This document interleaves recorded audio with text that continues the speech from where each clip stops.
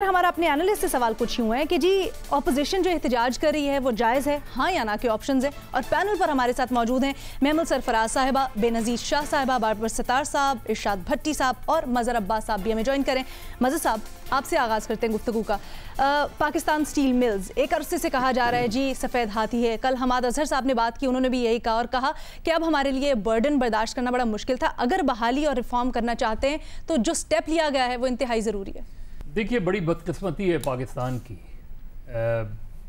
ग़ालिबन 30 दिसंबर 1973 को इसका संग बुनियाद रखा गया था और 1984 या 85 में ये ऑपरेटिव हो गई थी और काफ़ी अरसे तक जो है ये बड़े बेहतर अंदाज में चली है। तकरीबन 12-13 साल ये बड़े बेहतर अंदाज में चली है। उसके बाद भी जब मुशर्रफ साहब का पीरियड आया, उस पीरियड में भी जो है वो तकरीबन ब्रेक इवन या किसी हद तक प्रॉफिट में थी। तो फिर ये अपोजिशन का एतराज़ जो है वो प्राइवेटाइजेशन के हवाले से है या बेचने के हवाले से, ये समझ में नहीं आ रहा। हर दो सूरतों में दोनों बड़ी अपोजिशन पार्टीज़ को ये बताना पड़ेगा कि उनके दौर में चीज़ें क्यों बेहतर नहीं हुई। यानी वो जब मुखालफत कर रहे हैं तो उसके रीज़न्स देने चाहिए। ठीक है, पीटीआई की गवर्नमेंट, ये बात ठीक है कि पीटीआई की गवर्नमेंट ने कहा था कि हम इसे प्राइवेटाइज नहीं करेंगे, हम इसे बेहतर मैनेज करेंगे, हम इसकी मैनेजमेंट तब्दील करेंगे, और ये बात उन्होंने पीआईए के हवाले से भी की, रेलवे के हवाले से भी की।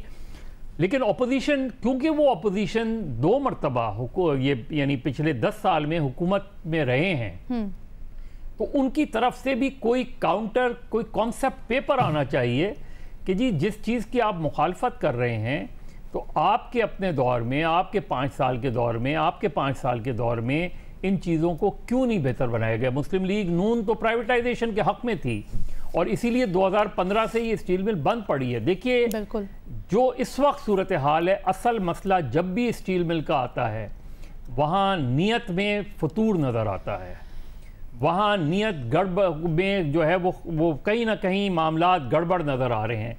और इसमें इतनी लिटिगेशन है, सिर्फ पाकिस्तान में नहीं बैरून मुल्क भी लिटिगेशन है। तो पहले तो आपको उससे निकलना पड़ेगा, फिर आपको ये बताएं कि ये इतने साल जो है ये बंद क्यों रही, इसकी मैनेजमेंट क्यों नहीं बेहतर हुई, इसका कोई परमानेंट चेयरमैन क्यों नहीं आया, इसको क्यों बेहतर, इन 2 सालों में बेहतर बनाने की क्या कोशिश की गई। यानी जो क्लेम्स थे, जो असद उमर साहब के क्लेम थे, जो इमरान खान साहब के क्लेम थे, तो उन्होंने इसको बेहतर बनाने की क्यों नहीं कोशिश की। फिर ये जिस 20 अरब रिटायरमेंट वगैरह की बात करें, ये रिटायरमेंट का मसला नहीं है, हाई कोर्ट में केस है और कोर्ट ने इनको पाबंद किया है कि आप 22 अरब रुपए तक जो उनके जो वर्कर्स के अपने हैं, जो प्रोविडेंट फंड ग्रेजुएटी के हैं, वो इनको पे करने पड़ेंगे, वो इनको लाजमी पे करने पड़ेंगे। फिर अभी इसमें बहुत से मामलात ज़मीनों के भी हैं, इसमें मामलात कोई आसान नहीं है।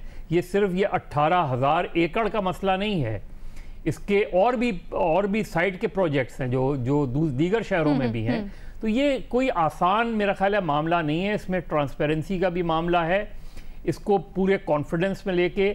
लेकिन जो स्पेसिफिक आपका सवाल है उसका जवाब मेरा ना में है, इसलिए कि जो अपोजिशन ये बात कर रही है उस अपोजिशन की तरफ से ये नहीं आया कि जी हमने अपने दौर में इसको प्रॉफिट में किया था और अब ये इसको बेचने का जवाब नहीं है, या हमने इसकी मैनेजमेंट बेहतर की थी, ठीक है, या मुस्लिम लीग नून तो चाहती थी कि फौरी तौर पे स्टील मिल बेच दी जाए। ठीक है।